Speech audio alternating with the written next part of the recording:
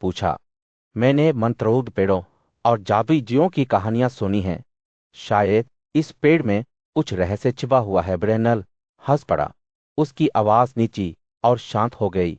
नहीं नहीं उतरा, यह बस एक पेड़ है। इसकी शाखाएं धनुष के भार से भारी हैं। आपके पिता का प्रसिद्ध गांधी 4 अन्य शानदार धनुषों के साथ इसके अंगों से लटका हुआ है। मानो बहनल के शब्दों से बुलाए जाने पर पेड़ के पीछे से एक आकृति उभरी। विराट का बेटा आन की बाली और सजावट में सताया हुआ अपने रथ से उतरा और पेड़ के पास पहुंचा। उसकी आंखें जिज्ञासा और घबराहट के मिश्रण से चमक उठी जब वह सामी पेड़ पर चढ़ने लगा। दुश्मनों का वध करने वाला और गांधीव का रक्षक अर्जुन अपने रथ पर बैठा रहा, अपने दोस्त की हर हरकत को देख रहा था। उन धनुषों को पेड़ की चोटी से जल्दी से नीचे लाओ, उसने विराट के बेटे को पुकारा। उसकी आवाज सफाई के पार ले जा रही थी। राजकुमार अपनी चढ़ाई शुरू करने से पहले एक पल के लिए हिचकिचाया। जब वह शाखाओं पर पहुंचा तो उसने शानदार धनुषों को देखा। उनके सांपों के रूप कुंडलित और प्रहार करने के लिए तैयार थे। धनुषों की भव्यता एक अलौकिक प्रकाश से चमक रही थी, जैसे कि ग्रह ही स्वर्ग से उनके साथ जोड़ने के लिए उतरे थे। उत्तर की आंखें चौड़ी हो गई। उसका चेहरा डर से पीला पड़ गया। वह एक कांपते हुए हाथ से गांधी के भव्य रूप को छू रहा था। जैसे ही उसने संपर्क किया, उसके शरीर पर कांटे खत्म हो गए और उसे लगा कि उसके माध्यम से बिजली का एक झटका चल रहा है। अर्जुन से बात करते हुए उसकी आवाज कांप गई। हे महान योद्धा, देखो कि आश्चर्य है। ये धनुष एक चमक से चमकते हैं जो नश्वर समझ की अवहेलना करते हैं। जैसे ही उत्तरा के शब्द मिटते गए, पेड़ जीवंत हो गया।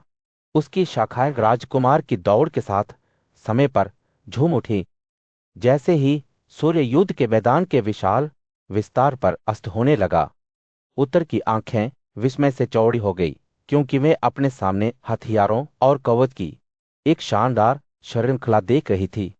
वे अपने साथी ब्रहनन के साथ कई दिनों से यात्रा कर रही थी और वे अंत में महान योद्धा राजा अर्जुन के शिविर में पहुंच गए थे।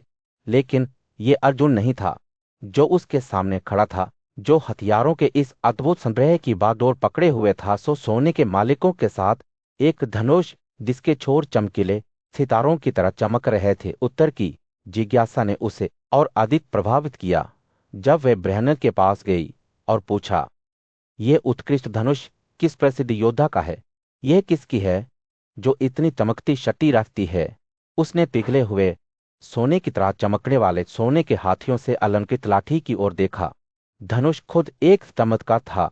इसके किनारे चिकने और पकड़ने में आसान थे, जैसे कि देवताओं द्वारा खुद बनाए गए थे। ब्रहनल की आंखों पर एक पल के लिए ऐसे बादल छा गए मानो वे सोच में खो गए हों, लेकिन उन्होंने जवाब दिया, यह वास्तव में देवताओं के लिए एक धनुष है। उत्तरा, इसकी सुंदरता केवल इसकी शक्ति से मिलती जुलती है। उन्होंने अपने कंधे पर झूलती तलवार की ओर इशारा किया, जिसने अपने शातों के चारों ओर पंखों के साथ तीर पकड़े हुए थे, जिनकी संख्या 1000 थी। प्रत्येक एक शिव कौशल का चमत्कार था। उत्तर की नजर बाघों की 5 छवियों वाली, जिन पर 10 स्वरकान वाले तीर थे, उस तीतर की ओर घूमती रही। ये किसके हैं? उसने पूछा। उसकी आवाज फुसफुसाते हुए ब्रहनल ने अर्जुन की ओर से हिलाया, जो चुपचाप खड़ा था। उसकी आंखें किसी दूर के बिंदु पर टिकी हुई थीं। ये हमारे सामने पड़ी कई भुजों में से कुछ हैं, उसने कहा। जैसे ही उत्तरा बाहों की श्रृंखला पर आश्चर्यचकित होती गई, उसकी आंखें एक तलवार पर टिकी रहीं, जिसके ब्रे पर एक तोर का निशान था, जो इसकी अटूट शक्ति का प्रतीक था।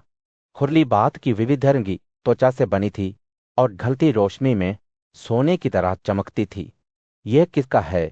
उसने एक बार फिर आश्चर्य से भरी आवाज में पूछा। ब्रहनल की आंखों पर फिर से बादल छा गए जब उसने जवाब दिया, यह तलवार स्वयं अर्जुन की है, एक योद्धा जो उसका विरोध करने वाले सभी लोगों से डरता है। उसने राजा की ओर इशारा किया, जो स्थिर खड़ा था। उसकी नजर अभी भी किसी दूर के बिंदु पर टिकी हुई थी। उत्तर की आंखें भय से चौड़ी हो गई जब वह अपने सामने हथियारों की शानदार श्रृंखला को देख रही थी। प्रत्येक महान योद्धा अर्जुन की शक्ति और कौशल का प्रमाण था, जैसे ही सूरज क्षितिज के नीचे डूबता है। युद्ध के मैदान में एक गर्म नारंगी चमक में उतरता है, उतरा श्रद्धा के साथ बैनल की ओर मुड़ती है। इन सभी उत्कृष्ट वस्तुओं को देखकर मुझे बहुत आश्चर्य होता है, उसने कहा। उसकी आवाज मुश्किल से एक हुसहुसाहट के ऊपर थी। बैनल ने सिर हिलाया। एक भव्य सभा के बीच में ब्रहनन ने पांडवों के पौराणिक धनुष के बारे में बोलना शुरू किया। मुझे बताइए, आप पहले क्या जानना चाहते हैं? उसने जिज्ञासा से अपनी आंखें चमकाते हुए पूछा। सवार विराट के बेटे की ओर था, जो दिलचस्पी के साथ आगे झुक गया। मैं अर्जुन के धनुष गंधीव के बारे में सुनना चाहता हूं, उसने जवाब दिया। उसकी आवाज भय से भरी हुई थी। ब्रहनल मुस्कुराया और हाथ हिलाते हुए शक्तिशाली धनुष की कहानी सुनाने लगा। गांधीवा, इसके नाम का उल्लेख ही देवताओं और मनुष्यों की रीढ़ को एक समान कंपित कर देता है। यह शानदार धनुष सोने से सजाया गया है। इसकी लकड़ी एक चमक के लिए पॉलिश की गई है, जो लगभग दिले लगती है। इसका आकार बहुत बड़ा है, जो 1 लाख अन्य धनुषों की भव्यता का मुकाबला करता है। और फिर भी यह बादल रहित दिन में गर्मियों की हवा की तरह चिकनी और गांठ मुक्त है। जैसे ही ब्रहनल ने बात की, उनके शब्दों ने सभा के चारों ओर आश्चर्य की रेखा खींच दी। स्वयं देवताओं ने गांधीव की पूजा की है, उन्होंने आगे कहा। शिव ने इसे 1000 वर्षों तक धारण किया। उसके बाद प्रजापति ने 530 वर्षों तक, फिर देवताओं के राजा शक्र ने 80 वर्षों तक इसे धारण किया। इससे पहले कि सोम ने इसे 5 शताब्दियों तक धारण किया। समुद्र के स्वामी वरुण ने इसे 100 वर्षों तक धारण किया।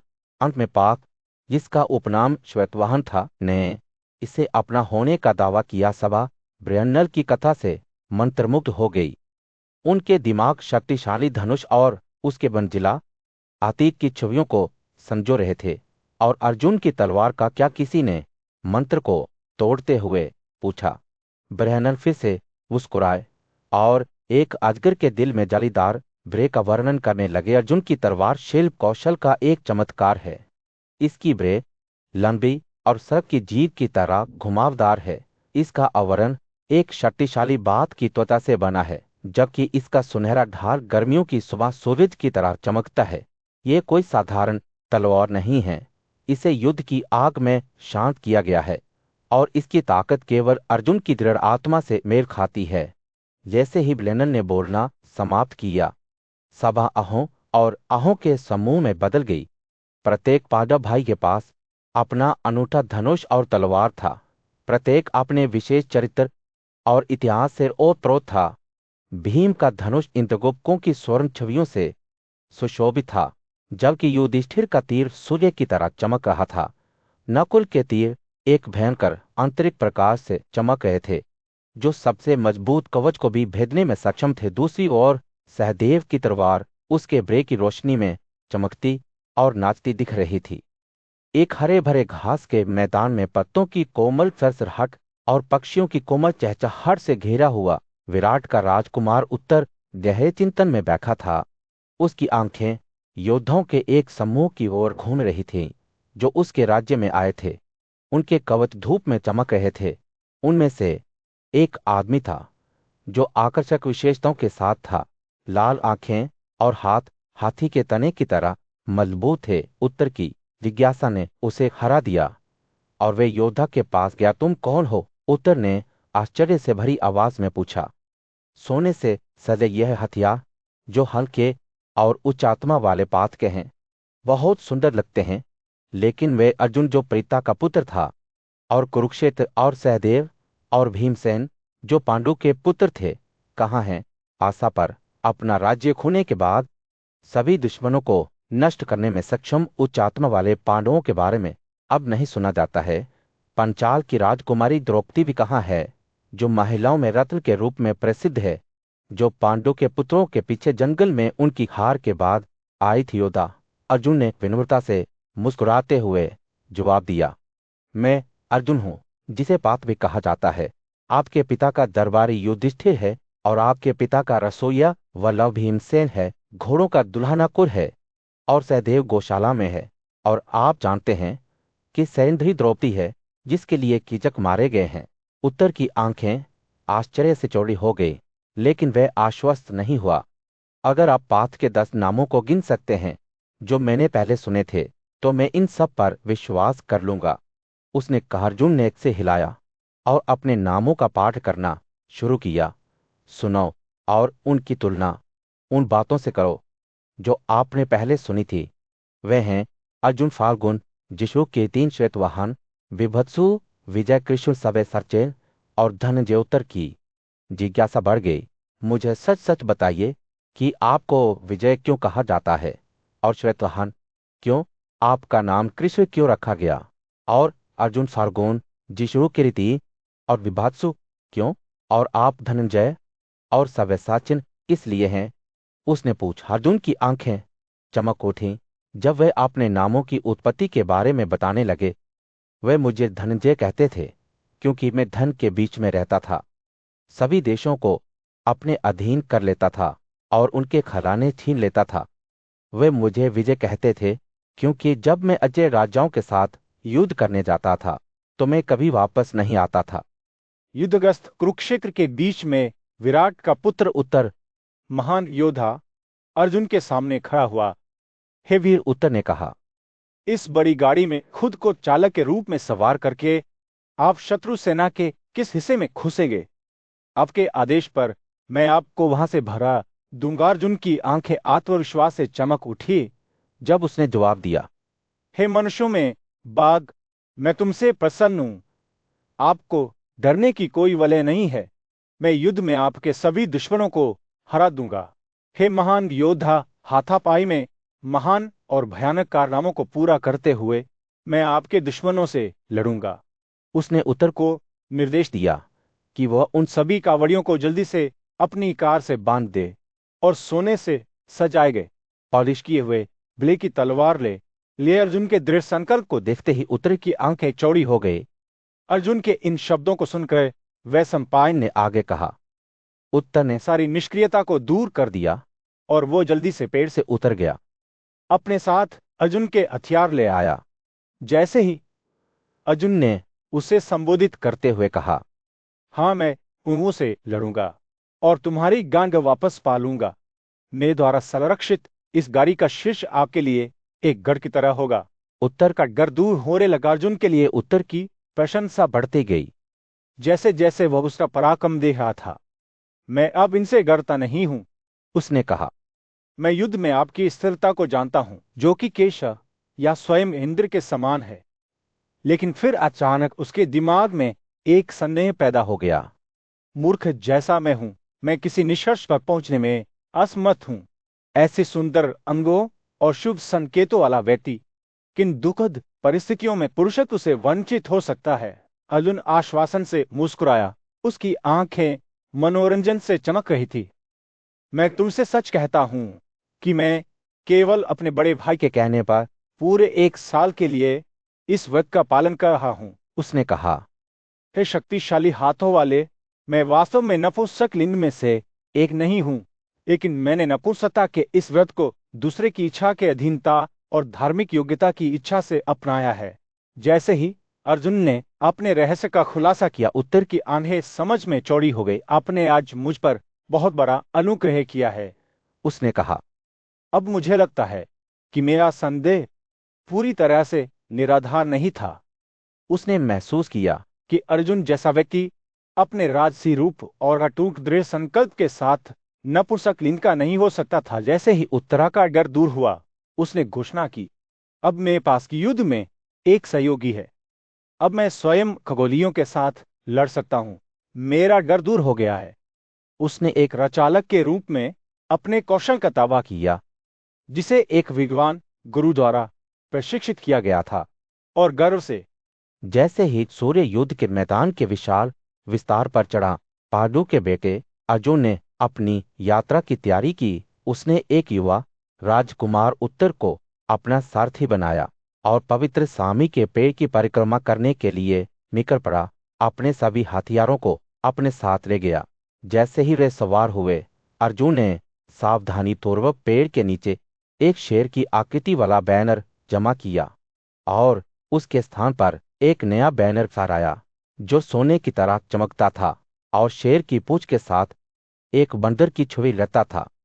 यह कोई साधारण बैनर नहीं था, क्योंकि इसे स्वयं विश्वकर्मा ने बनाया था, जो दिव्य जादू से भरा हुआ था। जैसे ही वे उत्तर की ओर चल रहे थे, अर्जुन ने अपना शंख बजाया, जिसे पंचलेने के नाम से जाना जाता है, और इसकी गड़गड़ाहट की आवाज ने सबसे बहादुर योद्धाओं की रीढ़ को भी कंपित कर दिया।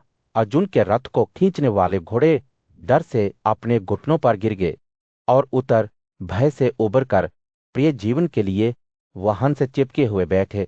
लेकिन अर्जुन अदम्य योद्धा ने खुद पर लगाम लगा ली और धीरे धीरे घोड़ों को उनके पैरों पर वापस ला दिया। जैसे ही उसने उत्तर को सांत्वना दी, जो अभी भी डर से कांप रहा था, अर्जुन ने प्रोत्साहन के शब्द कहे, डरो मत, हे राजकुमार, तुम जन्म से क्षत्रिय हो। युद्ध के सामने क्यों निराश होना चाहिए? क्या आपने पहले कभी के शंख और तुरियों की आवाज नहीं सुनी है? लेकिन उत्तर की आंखें आश्चर्य और भय से चौड़ी हो गई, क्योंकि उसने पहले कभी ऐसा कुछ नहीं देखा था। अर्जुन के शंख की आवाज अभी भी हवा में गूंज रही थी। जब वे आगे बढ़ रहे थे, उनके पैरों के नीचे धरती कांप रही थी, और योद्धा की उपस्थिति के जवाब में बादल भी काले पड़ गए थे। एक बुद्धिमान और अनुभवी योद्धा द्रोण भय और घबराहट के मिश्रण के साथ दृश्य को देख रहा था। वे जानता था कि उसकी आंखों के सामने कुछ महत्वपूर्ण प्रकट हो रहा था। देखो, द्रोण ने गादर धृतराष्ट्र से कहा, यह कोई भी साधारण योद्धा नहीं हो सकता। उसके पैरों के नीचे की धरती कांप रही है और हमारे घोड़े परेशान हैं। हमारे जानवर डर से चिल्लाते हैं और कौवे हमारे जदे पर ऐसे बैठ जाते हैं जैसे किसी बड़ी आपदा को महसूस कर रहे हों। गिद्ध सिर पर चक्कर लगाते हैं, युद्ध में क्षत्रियों के भारी विनाश की भविष्यवाणी करते हैं। द्रोण के शब्द चिंता से भरे हुए थे, क्योंकि वे जानता था कि युद्ध के मैदान में अर्जुन की उपस्थिति को हल्के में नहीं लिया जाना चाहिए। जैसे जैसे पांडवों और कौरवों की सेनाएं एक दूसरे के खिलाफ हो रही थीं, शकुन और भी भयावह होते जा रहे थे। वास्तविकता का ताना बाना अर्जुन की उपस्थिति की शक्ति से टूटता जा रहा था, और फिर भी इस अराजकता और अनिश्चितता के बीच अर्जुन अपने शंख पर अडिग रहे। जब राजा दुर्योधन अपने रथ के ऊपर खड़े होकर अपने सामने इकट्ठे हुए योद्धाओं का निरीक्षण कर रहे थे, तो सूर्य धूल भरे मैदानों में गिर पड़ा। उनकी नजरें पूज्य योद्धा और गुरु भीष्म पर टिकी हुई थीं, जो अपने रथ पर शांति से बैठे थे और कुशल योद्धाओं के दल से घिरे हुए थे। वो लोग भीष्म युद्ध के मैदान में अपनी आवाज बुलंद करते हुए दुर्योधन ने कहा, हम मत्स्यों, उन विश्वासघाती दुश्मनों जिन्होंने लंबे समय से हमारे सहयोगियों त्रिगर्तों पर अत्याचार किया है, के खिलाफ लड़ने आए हैं। लेकिन अब ऐसा लगता है अर्जुन व दिगे तीरंदाज दृश्य पर प्रकट हुआ है। हमारे लिए इसका क्या अर्थ है? भीष्म की अभिव्यक्ति शांत बनी रही, लेकिन दुर्योधन को अपने शांत बाहरी हिस्से के नीचे बेचैनी का आभास हो रहा था। यह सच है कि राजा भीष्म ने जवाब दिया। उनकी आवाज मापी और जानबूझकर पांडवों को 12 साल के लिए निर्वासन में रखा गया है, जैसा कि आपके पिता धृतराष्ट्र से वादा किया गया था। लेकिन अगर अर्जुन उनके निर्वासन की अवधि समाप्त होने से पहले आ गया है, तो उन्हें और 12 साल जंगल में बिताने होंगे। दुर्योधन का चेहरा क्रोध और हताशा से काला पड़ गया। यह बेतुका है, उसने कहा। हम पहले ही त्रिगर्तों के मवेशियों को जब्त कर चुके हैं और हम इस एक योद्धा के आने से विचलित नहीं होंगे। हम लड़ते रहेंगे, चाहे हमारे सामने कोई भी खड़ा होकर। वह पराक्रमी कार योद्धा अपनी ही सलाह देने के लिए आगे बढ़ा। आइए हम भीष्म के संदेह से विचलित ना हो, उसने कहा। उसकी आवाज आत्मविश्वास से टपक रही थी। हम बहुत दूर आ गए हैं और अब पीछे हटने के लिए बहुत त्याग कर चुके हैं। इसके अलावा हमारी सेना की ताकत के खिलाफ एक भी योद्धा क्या है? जैसे ही कर्ण ने बात की, दुर्योधन की आंखें संदेह से संकुचित हो गई। उसने महसूस किया कि भीष्म उनके उद्देश्य के प्रति उतने प्रतिबद्ध नहीं थे जितना वह प्रतीत करते थे। दुर्योधन ने आरोप लगाया, आप पांडवों भीष्म के प्रति बहुत नर्म हैं। अर्जुन के लिए आपका स्नेह सर्वविदित है और यह आपके नियम को धुंधला कर देता है। भीष्म की अभिव्यक्ति शांत रही, लेकिन कर्ण को अपनी शाल सतह के नीचे क्रोध का एक संकेत महसूस हुआ। भीष्म ने जवाब दिया, हे राजा, मैं केवल तथ्यों को बता रहा हूं, लेकिन मुझे डर है कि हमारे महान गुरु द्रोण अपने ही पूर्वाग्रहों से प्रभावित हो सकते हैं। वे पांडवों के बहुत करीब हैं और इससे उनके निर्णय पर बादल छा जाते हैं। दुर्योधन का चेहरा गुस्से से मरोड़ गया, लेकिन कर्ण हस्तक्षेप करने के लिए आगे बढ़े। आइए हम अपने कर्तव्य को ना भूलें, उन्होंने कहा। उनकी आवाज युद्ध के मैदान में गूंज रही थी। हम अपने सहयोगियों के लिए लड़ने आए हैं और हम संदेह या भय से प्रभावित नहीं होंगे। हमें युद्ध की व्यवस्था करनी चाहिए और अंत में हम विजयी होंगे। जैसे ही कर्ण बोल रहे थे, दुर्योधन सूर्य युद्ध के मैदान में अस्त हो रहा था। एकतर योद्धाओं पर एक सुनहरा प्रकाश डाल रहा था। सूर्य का पराक्रमी पुत्र कर्ण ऊंचा खड़ा था। उसकी आंखें दुश्मन की सीमाओं को भयंकर तीव्रता से देख रही थीं। उसने अर्जुन, विभात्सु और अन्य लोगों के नेतृत्व में पांडवों को देखा। उनके चेहरे दृढ़ संकल्प में थे। कर्ण की नजर उस महान योद्धा अर्जुन पर टिकी रही, जिसके बारे में भविष्यवाणी की गई थी कि वह उसे हरा देगा। लेकिन कर्ण किसी चुनौती से पीछे नहीं हटे। उनकी आवाज युद्ध के मैदान में गूंजती रही, पेड़ों से गूंजती रही, क्योंकि उन्होंने अपनी पूरी ताकत से दुश्मन का विरोध करने के अपने इरादे की घोषणा की। मैं अपने तीरों को उड़ते हुए सांपों की तरह छोड़ दूंगा। वह चिल्लाया, सीधा और उड़ता हुआ, निश्चित रूप से लक्ष्य मेरे धनुष से गोली मारकर वे पात को चारों ओर से ढक देंगे, जैसे कि टिड्डियां एक पेड़ को काट रही हैं। उसके शब्द आत्मविश्वास से भरे हुए थे, क्योंकि कर्ण जानता था कि वह कोई साधारण योद्धा नहीं था। उसने अपने कौशल का सम्मान करते हुए तीरंदाजी और युद्ध की प्राचीन कलाओं का अभ्यास करते हुए कई साल बिताए थे। जैसे ही वह बोल रहा था, कर्ण के हाथ अपने शक्तिशाली धनुष को बांधने के लिए तेजी से आगे बढ़ रहे थे। उसकी नसों की डोर दबाव के नीचे सिकुड़ रही थी। उसकी उंगलियां तार के पार नाच रही थी। एक चिकनी अभ्यासित गति के साथ तीर को वापस खींच रही थी। जब वह युद्ध के लिए तैयार हो रहा था, तो हवा चंदन की मीठी सुगंध से भर गई थी। अर्जुन का भाई लिबाचु उसके बगल में खड़ा था। उसकी आंखें दृढ़ संकल्प के साथ जल रही थीं, लेकिन कर्ण को पता था कि विभात्सु उसकी शक्ति का सामना नहीं कर पाएगा। कर्ण ने घोषणा की, वह मुझे मार देगा, लेकिन इस संघर्ष में हल्के से, क्योंकि मैं श्रेष्ठ योद्धा हूं। जैसे ही वह बोल रहा था, कर्ण के घांचे के भीतर एक भयंकर ऊर्जा अनप रही थी। उसकी आंखें सूरज की तरह चमक रही थीं।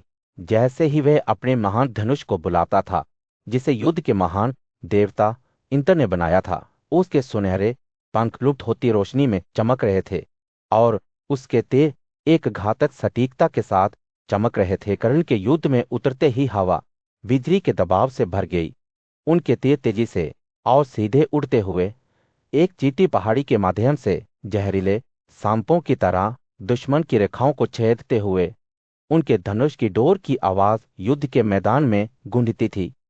एक गहरा गुंजायमान स्वर जो पृथ्वी की नींव को हिलाता हुआ प्रतीत होता था। अर्जुन का नाम पात जल्द ही चारों ओर से सुनाई देने लगा। जब कर्ण के तीरों की बारिश हो रही थी, उसकी गाड़ी टूट गई थी, उसके घोड़े मारे गए थे और खुद सांप की तरह आहे भर रहे थे। कौरवों ने विस्मय से देखा कि उनका सबसे बड़ा योद्धा सूर्य के पराक्रमी पुत्र के साथ संघर्ष कर रहा था, और फिर भी युद्ध की क्रूरता के बावजूद कर्ण के शब्द युगों से गूंजते रहे। मेरे उड़ने वाले तीर पंखों से भरे और बीच में दबे हुए आग की मक्खियों के प्रवाह का दृश्य पेश करें, क्योंकि उस समय वे नहीं थे। भरमागरम बहस के बीच कृपा ने राधेया को संबोधित करते हुए कहा, आपका दिल हमेशा युद्ध पर टिका रहता है। राधेया, आप चीजों की वास्तविक प्रकृति और उनके परिणामों को समझने में विफल रहते हैं। शास्त्र सफलता प्राप्त करने के लिए विभिन्न तरीके प्रस्तुत करते हैं, लेकिन किसी को समय और परिस्थितियों पर विचार करना चाहिए। एक युद्ध को सबसे पापपूर्ण कार्य माना जा सकता है केवल उस समय के लिए आरक्षित किया जाता है जब भाग्य हम पर मुस्कुराता है। राधिया का आवेगपूर्ण स्वभाव कृपा के लिए एक चिंता का विषय था। जो जानते थे कि ये राधिया परिणाम के बारे में सोचे बिना काम करने के लिए प्रवृत्त थी। आप अर्जुन के कौशल के बारे में जानते हैं, कृपा ने आगे कहा।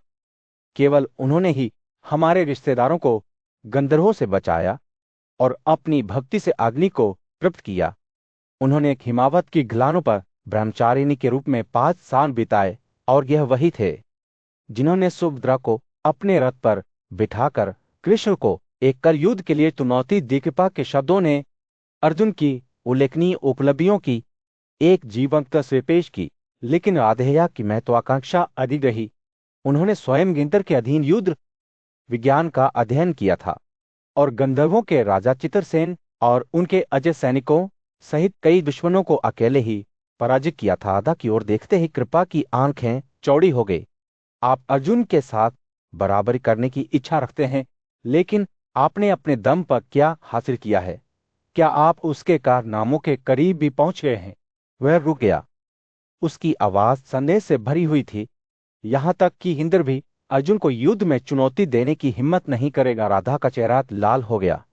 जब कृपा ने अर्जुन को डांटना जारी रखा, अर्जुन से लड़ने की आपकी इच्छा सांप को दांतों से पकड़ने की कोशिश करने या बिना हुक के क्रोधित हाथी पर सवार होने के समान है।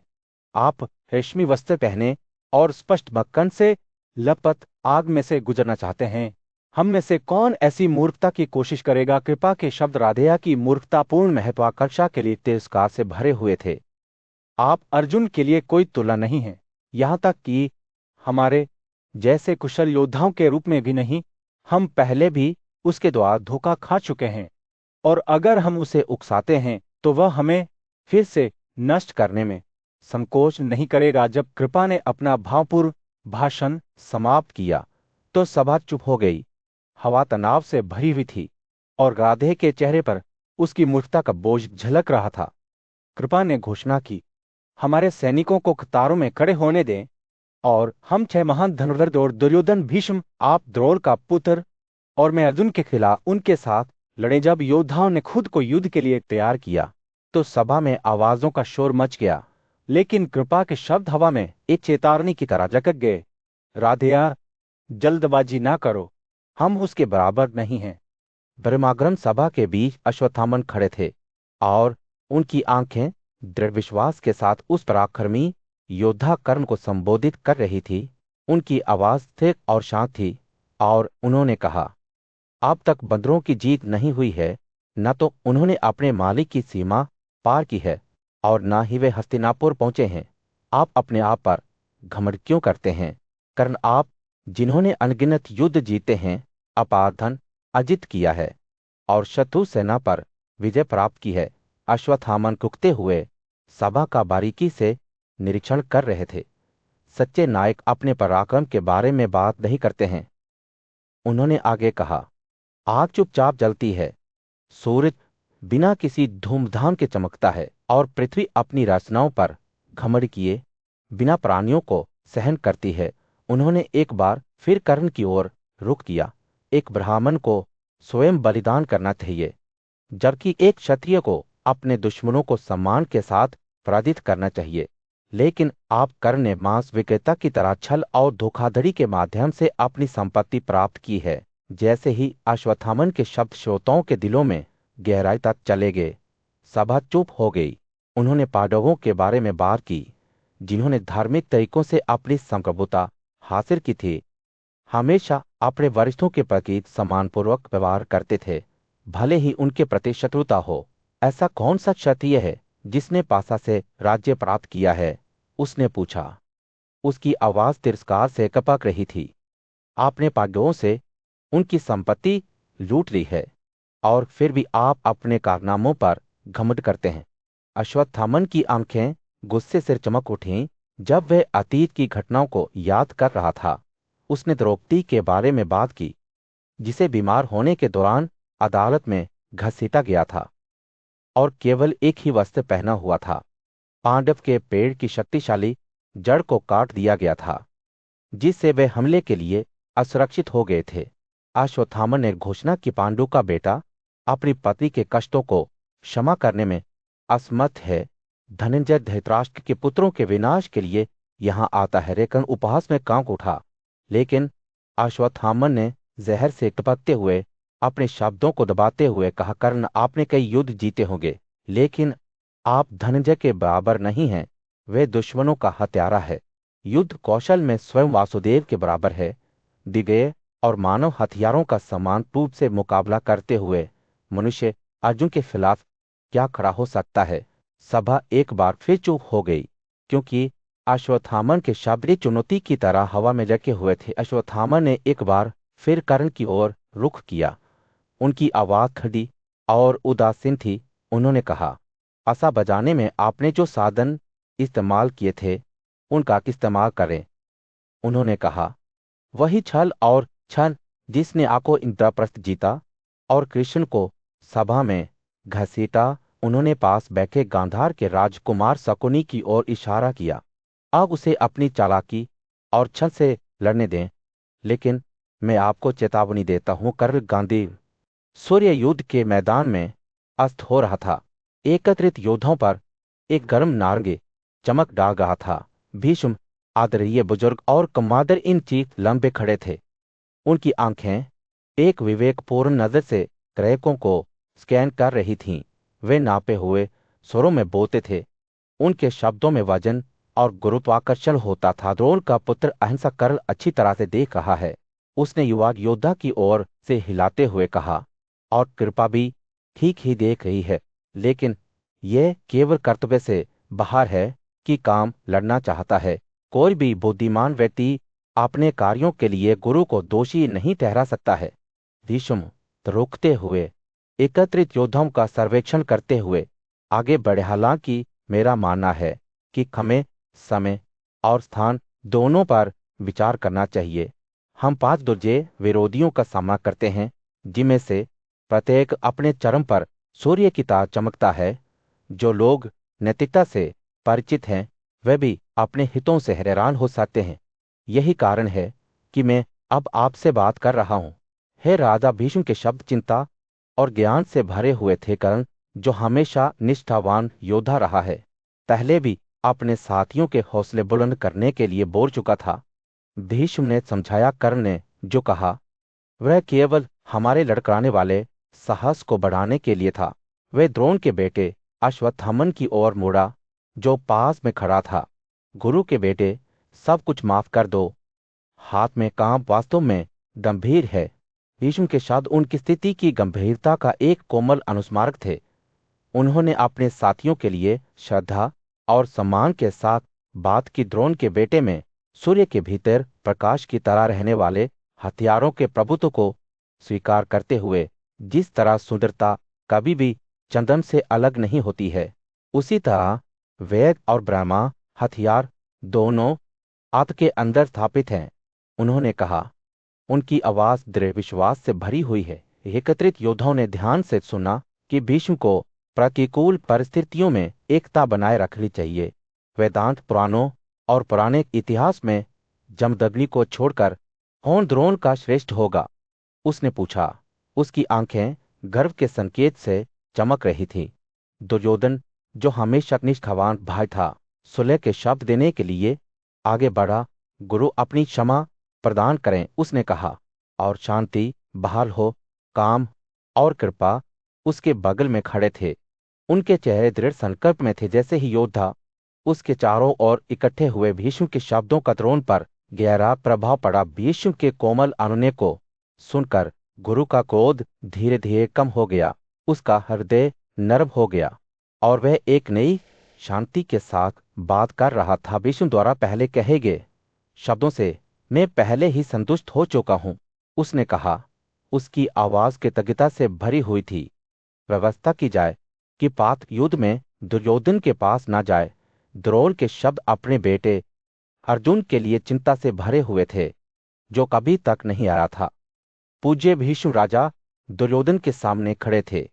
उनकी आंखें समय के चक्र की गहरी समझ के साथ चमक रही थी। उन्होंने कहा, भाग्य का चक्र सटीकता के साथ सामने आता है। उन्होंने कहा, काल और कसव मुहूर्तों और दिनों पखवाड़ों और महीनों नक्षत्रों और ग्रहों मौसमों और वर्षों से चिन्हित, और फिर भी मेरे राजा एक अदृश्य प्रवाह है, एक फिसलन जो सदियों से जमा होती है। इसे बुद्धिमानी से गणना करते हुए मैंने निर्धारित किया है कि 13 वर्षों में हम निर्धारित समय से 5 महीने और 12 रात पहले होंगे। भीष्म के शब्द हवा में एक चुनौती की तरह लटके हुए थे। जब वे दुर्योधन की ओर कठोरता से देख रहे थे, उन्होंने आगे कहा, पांडवों ने पत्र के प्रति अपना वादा पूरा कर लिया है। उनका गुण अटूट है, जो धर्मी युधिष्ठिर द्वारा निर्देशित है। वे छल करने के लिए नहीं झुकेंगे, ना ही अनुचित तरीकों से क्षति का लालच करेंगे।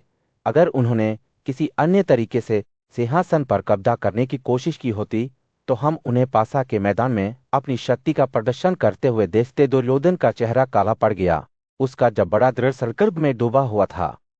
मैं हार नहीं मानूंगा, उसने घोषणा की। राज्य मेरा है और मैं इसे उन हड़पे वालों को वापस नहीं दूंगा। भीष्म की अभिव्यक्ति अभेद्य रही, लेकिन उनकी आवाज में उदासी का एक संकेत आया। हे राजा, मेरी सलाह सुनो, उसने कहा। आइए हम युद्ध के लिए तैयारी करें, लेकिन हमें सावधानी से ऐसा करें। हमें अपने कार्यों के परिणामों पर विचार करना चाहिए और जीत की बाधाओं को तोड़ना चाहिए। दोनों आदमी एक पल के लिए चुप हो गए। उनके फैसले का भार संतुलन में लटक गया। फिर भीष्म ने फिर से बात की। उनके शब्दों में तात्कालिकता की भावना थी। आइए हम अपनी सेनाओं को विभाजित करें, उन्होंने कहा। सेना के एक चौथाई हिस्से को अपने साथ राजधानी ले जाएं और एक और चौथे हिस्से को पवित्र गायों को ले जाने दें। हम आधे सैनिकों को रोक लेंगे और मैं द्रोण कर्ण, अश्वत्थामन और कृपा पांडवों के खिलाफ दृढ़ होंगे। हम खुद देवताओं का भी सामना करेंगे, जैसे कि अभी तक जो समुद्र के खिलाफ दृढ़ खड़ा है। दुर्योधन ने से हिलाया। उसकी आंखों में एक भयंकर चमक थी। उसने कहा, मैं नहीं डगमगाऊंगा। भीष्म की अभिव्यक्ति शांत रही, लेकिन त्याग का एक संकेत उसकी आवाज में आया। वह जानता था कि रास्ता तय हो गया है और कौरवों का भाग्य अनिश्चित रूप से अधर में झटका हुआ है। जैसे ही राजा अपनी सेना के साथ चला गया, भीष्म सैनिकों को युद्ध के लिए तैयार करने लगे। उनकी आंखें रेखाओं पर घूमती रहीं, यह सुनिश्चित करते हुए कि प्रत्येक योद्धा आगे की चुनौती का सामना करने के लिए तैयार हो। उन्होंने द्रोण की ओर रुख किया। उनकी आवाज कैकों के पास ले जा रही थी। उन्होंने कहा, हे गुरु, बीच में खड़े हो जाओ। एक विशाल सेना के बीच में कौरव युद्ध के लिए तैयार खड़े थे। उनके जदे हवा में उछल रहे थे। उनमें से अर्जुन का रथ आगे की ओर गरज रहा था। उसके पहिए लड़खड़ाते थे और उसका धनुष गांडीव प्रत्येक खींची हुई डोर के साथ गा रहा था। कुरुओं ने अपनी झंडे की चोटी को दूर से चमकते हुए देखा और अपनी कार की अशुभ गड़गड़ाहट सुनी, जिसके साथ उनके शक्तिशाली धनुष की गड़गड़ाहट भी थी। प्रसिद्ध शिक्षक द्रोण ने अर्जुन की ओर देखा और विस्मय से कहा, देखो, यह पाथ की झंडे की चोटी है जो एक प्रकाश स्तंभ की तरह चमक रही है, और यह उसके रथ का शोर है, जबकि यह उसके जले पर बंदर की शक्तिशाली गर्जना है। वास्तव में वानर हमारे दिलों में आतंक फैलाता है। उसने नोट किया कि कैसे अर्जुन द्वारा ताके गए 2 शातु उसके पीछे से गुजरते हैं, मुश्किल से उसके कानों को छूते हुए उसके पैरों पर आराम करने से पहले। जैसे ही द्रोण ने बोलना समाप्त किया, अर्जुन के सारथी विराट के पुत्र ने घोड़ों को अपने महान स्वामी की ओर मोड़ दिया। ए सारथी, अर्जुन ने कहा, इस स्थान पर घोड़ों को रोक दो जहां मेरे तीर दुश्मन तक पहुंच सकते हैं। मैं देखता हूं वह अभागा दुर्योधन कहाँ है। मैं उसे बाहर निकाल दूंगा और उसके सिर पर प्रहार करूंगा, क्योंकि उसकी हार के बाद अन्य लोग खुद को पराजित समझेंगे। उसने चारों ओर देखा, जिसमें उसने अपने कुरु योद्धाओं द्रोण, उसके पुत्र भीष्म, कृपा और कर्ण को शामिल किया।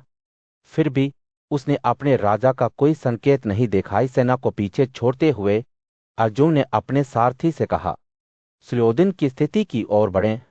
वहां मैं लड़ूंगा, क्योंकि वहां युद्ध निश्चल नहीं होगा।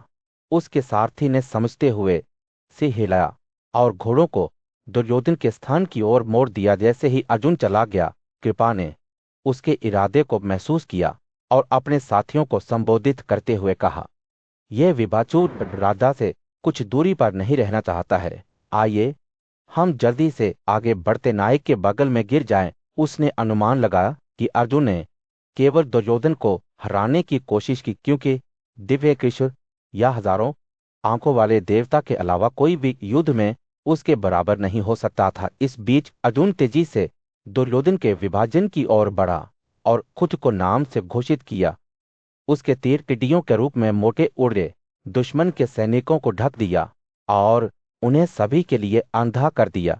पृथ्वी खुद उसके शाट के भार के नीचे कांप रही थी, जबकि आकाश उनकी संख्या से अभिभूत हो गया था। युद्ध के लिए तैयार सैनिक इतने उलझन में थे कि कोई भी ना तो भाग सकता था और ना ही मैदान से बाहर निकल सकता था। वे अर्जुन के खर के हाथ पर आश्चर्यचकित हो गए और मन से उसकी सराहना की। जब वे अपना शंख बजा रहा था तो उसके कांटे दुश्मन की रेखा पर खड़े थे। सूर्य जब सिर पर था तो अर्जुन प्रसिद्ध तीरंदाज अपने दिल में एक उग्र दृढ़ संकल्प के साथ दुर्योधन की ओर बढ़ रहा था। उसके घोड़े सोने की लगामों से अलंकृत तेजी से उछल रहे थे, उनके हाथ हवा में बह रहे थे। कुरु के योद्धा अर्जुन के करीब आते ही उत्सुकता से देख रहे थे। उनकी नजरें उस शक्तिशाली धनुर्धर पर टिकी हुई थी जिसने चोरी की गांड को बरामद करके अपनी वीरता साबित कर ली थी। जैसे जैसे अर्जुन करीब आता गया, चित्रसेन और संग्रामजीत के नेतृत्व में कुरु योद्धा अपने सहयोगी कर्ण की सहायता के लिए दौड़ पड़े। दोनों सेनाओं के बीच युद्ध के उन्माद में टकराव की आवाज से हवा भर गई। अर्जुन उसका गांडीव धनुष इसका घातक गीत गाते हुए दुश्मन के रैंकों को एक लाठी की तरह गेहूं के माध्यम से काटता गया। उसके तीर तेजी से और सीधे उड़ते हुए एक के बाद एक योद्धा को मारते हुए उनमें से एक था विराट का पुत्र विकर्णा, जो युवा पांडव का सामना करने के लिए अपने रथ पर चढ़ गया था। लेकिन अर्जुन का लक्ष्य सही था और एक ही गोली से उसने विकर्ण के धनुष को काट दिया, जिससे उसका झंडा जमीन पर गिर गया। कुरु योद्धा अर्जुन के क्रोध का सामना करने के लिए अपने साथियों को पीछे छोड़कर अव्यवस्थित रूप से भाग गया। एक और शक्तिशाली कुरु योद्धा शतरूपापा अर्जुन पर ओलावृष्टि जैसे घने तीर बरसाते हुए युद्ध में शामिल हो गया। लेकिन पांडु का पुत्र भयभीत होने वाला नहीं था। आज तेज गोलियों से उसने शतरूपापा के कवच को छेद दिया और उसे जमीन पर गिरा दिया। उसके तुरंत बाद उसके रथ चालक को 10 रेजर तेज तीरों से मारा गया। अर्जुन की लड़ाई के दौरान युद्ध का मैदान तीर की ककर की आवाज से जगमगा रहा था। उसका गांडीव उसका घातक गीत गा रहा था। भीष्म के नेतृत्व में कुरु योद्धा युवा पांडव के कौशल और शक्ति का कोई मुकाबला नहीं कर सके। एक एक करके वे उसके सामने गिर गए। उनके रथ पलट गए, उनके कवच टूट गए। लेकिन सूर्य के पुत्र कर्ण को कम नहीं आंका जाना चाहिए था। वह एक धधकती आग की तरह युद्ध में सवार हुआ। उसका धनुष उसका घातक गीत गा रहा था। जब वह इस्पात और तीरों के उन्माद में अर्जुन के साथ भिड़ रहा था, दोनों योद्धाओं ने एक दूसरे पर तीर बरसाते हुए एक दूसरे पर तीर बरसाते हुए एक दूसरे पर तीर चलाते हुए एक दूसरे पर तीर चलाते हुए एक दूसरे पर तीर चलाते हुए एक दूसरे पर तीर चलाते हुए एक दूसरे पर तीर बरसाते हुए एक दूसरे पर तीर बरसाते हुए एक दूसरे पर तीर बरसाते हुए एक दूसरे पर तीर बरसाते हुए एक दूसरे पर तीर बरसाते हुए एक दूसरे पर तीर बरसाते हुए एक दूसरे पर तीर बरसाते हुए एक दूसरे पर तीर बरसाते हुए एक दूसरे पर तीर बरसाते हुए एक दूसरे पर तीर बरसाते हुए एक दूसरे पर तीर बरसाते हुए एक दूसरे पर तीर बरसाते हुए। एक कर्ण और अर्जुन के बीच द्वंद्वयुद्ध को देखकर जब कुरु भय से देख रहे थे तो ताली बजाने और शंख बजाने की आवाज से हवा भर गई। लड़ाई तेज हो गई। दोनों योद्धा प्रहार के लिए प्रहार कर रहे थे। उनके धनुष एक घातक लय में गा रहे थे। लेकिन अंत में यह अर्जुन ही था जो विजयी हुआ। उसका गांडीव अपना अंतिम गीत गा रहा था। जब उसने कर्ण के सारथी को मार गिराया और उसे युद्ध के मैदान से भाग जाने के लिए भेज दिया, जैसे ही धूल जम गई, कुरुओं ने अपने सामने हुए नरसंहार का निरीक्षण किया। उनके योद्धा मैदान में दिखाई पड़े थे। उनके कौरल सूर्य आकाश में ऊंचा था। युद्ध के मैदान के विशाल विस्तार पर एक सुनहरा प्रकाश डाल रहा था। हवा तनाव से भरी हुई थी, क्योंकि कौरवों और पांडवों की सेनाएं इस्पात और क्रोध के उन्माद में भिड़ गई। युद्ध के शोर में वह साम्पायन के शब्द गूंजते रहे। राधा के पुत्र के मैदान से भागने के बाद दुर्योधन के नेतृत्व में अन्य योद्धा एक के बाद एक अपने अपने दलों के साथ पांडवों के पुत्र पर गिर गए, मानो अर्जुन अपने चारों ओर की आराध्यता के लिए अभेद्य था। अर्जुन अपने रथ पर ऊंचा खड़ा था। उसके सफेद घोड़े प्रतीक्षा में जमीन पर अंजे मार रहे थे। उसका गांडीव धनुष एक दिव्य तीर छोड़ते हुए डा रहा था, जिसका प्रक्षेपवक्र गेहूं के माध्यम से एक लाठी की तरह युद्ध के माध्यम से काट रहा था। कौरवों के योद्धा आगे बढ़े। उनके सामने क्षितिज पर काले बादलों की तरह तैयार थे, लेकिन अर्जुन के तीर उन पर बरस रहे थे। हर एक ने अपना निशान पाए। हाथियों के पैरों के नीचे लड़खड़ाती धरती कांप रही थी। उनके दांत धूप में चमक रहे थे, लेकिन अर्जुन के तीर उनकी मोटी खाल में गर्म चाकू की तरह घुस गए, जिससे वे जमीन पर गिर गए। हवा घायलों और मरने वालों की चीखों से भर गई। उनके शरीर आतंक हमले से टूट गए। जैसे जैसे लड़ाई बढ़ती गई, कौरवों की पंक्तियां लड़खड़ाने लगी। उनकी ताकत अर्जुन के तीरों के भार के नीचे लड़खड़ाने लगी।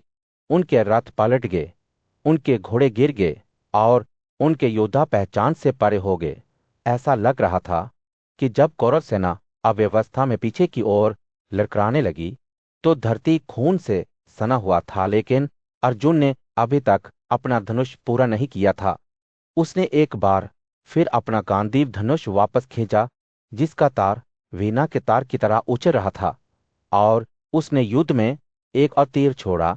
यह तीर सही साबित हुआ और उसने द्रोण के पुत्र अश्वत्थामन के दिल को छेद दिया और उसे जमीन पर गिरा दिया। जैसे ही युद्ध अपने चरम पर पहुंचा, कर्ण महान योद्धा अपने रथ पर ऊंचा खड़ा हो गया।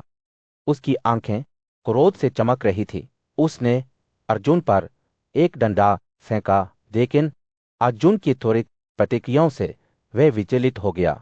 विचलित हुए बिना अर्जुन ने कर्ण पर 3 और 70 तीखे तीर दागे और उसके कान में ताड़ी वाले डंडे से मारा। कौरव सेना डगमगा गई। उनकी सीमाएं टूट गई और उनकी ताकत खर्च हो गई। उनके महान धनुर्धर युद्ध के मैदान में बिखरे हुए थे। उनके शरीर अर्जुन के तीरों से निशाने पर लक्ष्य की तरह छेद कर रहे थे। जैसे ही सूरज डूबने लगा, नरसंहार पर एक लाल चमक डालते हुए ऐसा लग रहा था जैसे वास्तविकता का ताना बाना ही टूट रहा हो। तभी विराट का पुत्र उत्तर अपने रथ पर सवार होकर अर्जुन के पास गया और पूछा। जैसे ही कौरव और पांडवों के बीच बड़ी लड़ाई शुरू हुई, वह सम्पायन ने गाजा के सामने उस दृश्य का वर्णन किया। कौरव योद्धाओं की कतारें काले बादलों की तरह आसमान में आरती गंध से बह रही थीं। उनके बीच दुश्मन के घोड़े खड़े थे। उनके सवार अपने कवच में उग्र और भयानक थे, लेकिन यह केवल नश्वर लोग नहीं थे जो युद्ध के मैदान में एकत्र हुए थे। देवता स्वयं इस महाकाव्य संघर्ष को देखने आए थे। देवताओं के राजा शक्र अपने दिव्य साथियों विश्वास और मरुत के साथ एक भव्य रथ पर सवार होकर युद्ध में उतरे। जैसे जैसे देवताओं की गाड़ियां पृथ्वी पर उतर रही थी, ऊपर का आकाश प्रकाश से जगमगा रहा था। हर एक अपनी अनूठी सुंदरता में चमक रहा था। हवा दिव्य मालाओं की मीठी सुगंध से भरी हुई थी और हवा में झूलते हुए वस्त्रों और चमारों की आवाज थी। जैसे ही देवताओं ने युद्ध के मैदान के चारों ओर अपनी जगह बनाई, राजा का रथ उन सभी के बीच खड़ा हो गया। हर तरह के रत्नों से सुसज्जित एक शानदार वाहन, जिसकी छत सोने के स्तंभों से सजी हुई थी। अग्नि, ईसा, सोम, वरुण प्रजापति और धात्री की दिव्य गाड़ियां इसके साथ चमकती थीं, जैसा कि गंधर्व तुम्बुरु और अन्य देवताओं की गाड़ियां थीं। हवा उम्मीद के साथ बिजली से भरी हुई थी, क्योंकि प्रमुख शिव और सिद्ध अर्जुन और कुंभों के बीच मुठभेड़ को देखने के लिए आए थे। देवताओं की लाल छतरी और वस्त्रों ने दृश्य में रंग भर दिया, जबकि दिव्य इत्र की सुगंध हवा में फैल गई, जिससे जड़ाकों को राहत मिली। और फिर इन सब के केंद्र में खुद इंद्र, जो कि वाल का वध करने वाला था, खड़ा था। अपनी बिजली की गड़गड़ाहट को आसानी से पकड़ रहा था। उसकी आंखें अपने बेटे अर्जुन पर टिकी हुई थीं, जो एक ऐसे युद्ध में भीष्म का सामना करने वाला था जो पृथ्वी की नींव को हिला देगा। उसकी स्थिर नजरों के बावजूद इंद्र की अभिव्यक्ति ने संतुष्टि का कोई संकेत नहीं दिया, क्योंकि वह जानता था कि यह केवल के एक नश्वर संघर्ष से अधिक था। यह देवताओं की अपनी शक्ति और शक्ति की परीक्षा थी। जैसे ही युद्ध के मैदान में अफरा तफरी मच गई, वह संपायन सांस रोककर देख रहा था कि दोनों सेनाएं स्टील और ध्वनि के उन्माद में भिड़ रही हैं। उनके पैरों के नीचे धरती कांप रही थी, लेकिन इंद्र की आंखें अपने बेटे पर टिकी हुई थीं। उनका तेल गर्व और घबराहट के मिश्रण से भर गया था कि आगे क्या होने वाला था। सूर्य ने युद्ध के मैदान में एकत्र हुए कुरुओं की विशाल सेना पर हमला किया। वे प्रसिद्ध योद्धा और पांडवों का वंशज अर्जुन अपने साथियों के बीच लंबा खड़ा था। उसकी आंखें एक दूर की आकृति पर टिकी हुई थीं। उसने विराट के पुत्र उत्तर की ओर रुख किया और उसे कई त्वरित निर्देश दिए। सोने की वेदी के प्रतीक के साथ उस रथ के दक्षिण की ओर आगे बढ़ें। अर्जुन ने अपनी आवाज स्पष्ट और दृढ़ करते हुए आदेश दिया, सबवत का बेटा कृपा वहां जा रहा है, आपको उसे रोकना होगा। उत्तर ने तेजी से हिलाया। उसकी आंखें समझ से चमक रही थी। उसने अपने चांदी के रंग के घोड़ों पर जोर दिया। उनके सोने के कवच धूप में चमक रहे थे जब वे कृपा के रथ की ओर भाग रहे थे। अभ्यासित हाथ से उत्तर ने उन्हें तेजी से युद्धाभ्यास की एक श्रृंखला के माध्यम से मार्गदर्शन किया। चक्कर लगाते हुए, गोलाकार भुरभुरियां करते हुए और बाईं ओर मुड़ते हुए सभी दुश्मन के तीरों से बचने के लिए बनाए गए थे। जैसे ही वे कृपा के रथ के पास पहुंचे, हवा तेज हवा की आवाज से भर गई। जैसे ही घोड़ों के खुर पृथ्वी पर ककाने लगे, विराट का निडर बेटा आखिरकार रथ तक पहुंच गया। उसकी आंखें कृपा की मूर्ति पर बंद थीं। वह दुश्मन योद्धा का सामना करते हुए ऊंचा खड़ा था। अर्जुन ने अपनी उपस्थिति की घोषणा की और फिर देवदत्त नामक एक शक्तिशाली शंख बजाया। इसकी गड़गड़ाहट युद्ध के मैदान में एक पहाड़ के टूटने की तरह गूंजती रही। इस आवाज से हैरान होकर कुरु बेताशा तालियां बजाने लगे। उनकी आवाजें आसमान तक ले जा रही थीं। शंख के बहरे विस्फोट से क्रोधित होकर कृपा ने अपना समुद्र में पैदा हुआ शंख उठाया और उसे उतनी ही उग्रता से उड़ा दिया। दोनों योद्धाओं ने एक दूसरे का सामना किया। उनके धनुष खींचे हुए थे जब वे युद्ध की तैयारी कर रहे थे। अर्जुन ने कृपा पर 10 तेज तीर दागे, लेकिन दुश्मन योद्धा ने उनके उसके पास पहुंचने से पहले ही उन्हें काट दिया।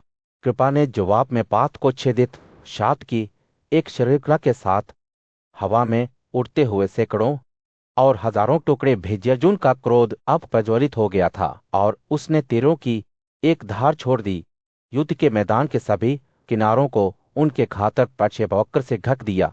आकाश खुद अंधेरा लग रहा था, क्योंकि उसके शातों की बारिश कृपा पर हो रही थी, जो हमले के तहत लड़कर आया। उन जलते तीरों से पीड़ित कृपा का क्रोध अपने चरम पर पहुंच गया और उसने अर्जुन पर 10,000 शात फेंके। लड़ाई जारी रही। दोनों योद्धाओं ने कठोरता से प्रहार किए। अर्जुन ने कृपा के घोड़ों को 4 घातक तीरों से काट दिया।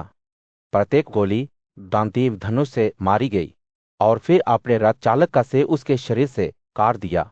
अर्धचंद्र के आकार के तीर से उसने कृपा की कार के जोड़े को काट दिया, जबकि तीर और ने उस बांस के खंभे को छेद दिया जिसने उसे पकड़ रखा था। सूर्य युद्ध के मैदान में चमक रहा था जब पांडवों के प्रसिद्ध गुरुदौर अपनी सोने की गाड़ी अर्जुन की ओर ले जा रहे थे और एक दृश्य देख रहे थे। अर्जुन अपने रथ पर बैठे हुए और उत्तर अपने बगल में बैठे हुए दोनों के आगे बढ़ते हुए रूप को देख रहे थे और कह रहे थे, मुझे उस योद्धा के सामने ले जाओ जिसके झंडे पर आग की लंबी लौ जैसी सोने की वेदी है। मैं उससे लड़ना चाहता हूं, क्योंकि वह अजय द्रोण है जो अपने कौशल और ज्ञान के लिए प्रसिद्ध है। जैसे ही वे एक दूसरे के पास पहुंचे, हवा शांत की आवाज से भर गई जो युद्ध की शुरुआत का संकेत दे रही थी। दोनों आकाशीय हथियारों में महारत रखने वाले योद्धा तीरों का आदान प्रदान करने लगे। उनके हाथ एक दूसरे के रथों पर निशाना साधते हुए तेजी से आगे बढ़ रहे थे। आलू के पुत्र अर्जुन ने द्रोण को विनम्रता और सम्मान के साथ संबोधित करते हुए कहा, मैंने जंगल में अपना निवासन पूरा कर लिया है और अब हम अपनी गलतियों का बदला लेना चाहते हैं। मैं आपको तब तक नहीं मारूंगा जब तक कि आप मुझे पहले नहीं मारते। हालांकि द्रोण अर्जुन की बातों से विचलित नहीं हुए और उन पर 20 से अधिक तीर दागे। लेकिन पाथ, जैसा कि अर्जुन को जाना जाता था, ने चतुराई से उन्हें काट दिया इससे पहले कि वे उनके पास पहुंच सकें। क्रोधित होकर द्रोण ने पाथ के रथ को 1000 तीरों से ढक दिया, लेकिन बाद वाले ने कांक पक्षी को पंख वाले तीर दागकर जवाबी कार्रवाई की, जिससे उसके घोड़े चांदी के सफेद प्राण से ढक गए। युद्ध तेज होता गया। दोनों योद्धा अपनी तेज गति और पराक्रम के साथ तेज तर्रार तेज चलाते रहे। जब वे शाही क्षत्रियों को चकित करने के लिए तीरों के बादल फेंक रहे थे तो हवा स्टील की कक्कर की आवाज से भर गई थी। दर्शक इन दो शक्तिशाली सशस्त्र नायकों द्वारा प्रदर्शित कौशल और वीरता को आश्चर्यचकित होकर देख रहे थे। जैसे जैसे लड़ाई तेज होती गई, द्रोण ने सोने पर चढ़ाया हुआ अपना अजय धनुष खींचा और अर्जुन को सूर्य की रोशनी को झुकाते हुए गहरी धार वाले डंडों से छेद दिया। लेकिन पाथ ने बिना घबराए दुश्मनों का विनाश करने वाले और सबसे बड़े दबाव का सामना करने में सक्षम अपने गांडीव से अनगिनत तीर छोड़े। द्रोण और अर्जुन के बीच की लड़ाई देखने लायक थी। जब वे युद्ध के मैदान में भिड़ते थे तो उनके तीर हर दिशा में उड़ते थे। जब वे तीर का आदान प्रदान करते थे तो आकाश ही अंधेरा हो जाता था। प्रत्येक तीर पिछले की तुलना में अधिक तेज और घातक होता था। ऐसा लगता था जैसे दो हाथी अपने दांतों से एक दूसरे पर हमला कर रहे हों। उनकी उग्र चीखों की गूंज पूरे देश में गूंजे ही हो। इस भयंकर मुठभेड़ में दोनों योद्धाओं ने उचित क्रम में विभिन्न दिव्य हथियारों का प्रदर्शन किया। उनकी शक्ति बेजोड़ थी। अर्जुन ने अपने तीखे डंडों से द्रोण के तीरों का विरोध किया, जबकि द्रोण ने पाथ की क्षमता का परीक्षण करने के लिए चिकने और सीधे तीरों से खिलवाड़ किया। जैसे जैसे लड़ाई बढ़ती गई, ऐसा लगता था कि कोई भी योद्धा बढ़त हासिल नहीं कर सकता। सूर्य ने युद्ध के मैदान में दस्तक दी।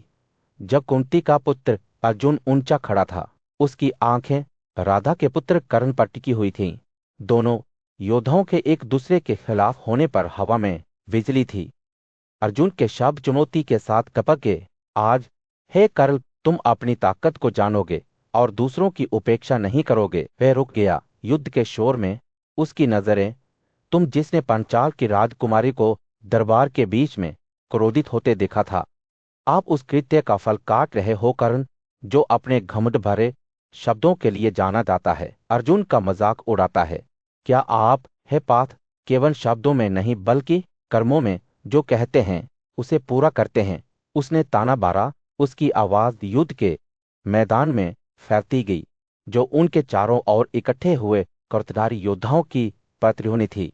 दुनिया जानती है कि आपके शब्द आपके कार्यों से परे हैं। अगर हम अब आपके कौशल को देखते हैं तो हम इसकी सच्चाई को स्वीकार कर सकते हैं। कर्ण के शब्द व्यंग्य से टपकते हैं, लेकिन सतह के नीचे जीवन में दृढ़ संकल्प की एक चिंगारी चमकती है। अर्जुन के चेहरे पर भयंकर भाव आ गए जब उन्होंने जवाब दिया, अब भी आप मेरे साथ युद्ध से भाग गए और इसी के लिए आप जीते हैं। हालांकि आपके छोटे भाई को मार दिया गया है। आपके अलावा और कौन व्यक्ति अपने छोटे भाई को युद्ध में मारे जाने के बाद खुद को मैदान से उड़ते हुए देखेगा? शब्द एक चुनौती की तरह हवा में झटके हुए थे। कर्ण को जवाब देने की हिम्मत करते हुए बिना किसी हिचकिचाहट के अर्जुन ने आगे बढ़ते हुए सबसे मजबूत कवच को भी भेदने में सक्षम तीरों की बौछार की। लेकिन उस शक्तिशाली कार योद्धा कर्ण ने अपनी तलवार से तीर चलाते हुए तेजी से हमला किया। युद्ध के मैदान में अराजकता फैल गई। जब दोनों योद्धा आपस में भिड़ गए और उनके धनुष घातक लय में गा रहे थे, हवा तीरों के झोंकों से भरी हुई थी। प्रत्येक तीर अपनी छाप को सटीक रूप से मार रहा था। अर्जुन का गांडीव धनुष गा रहा था।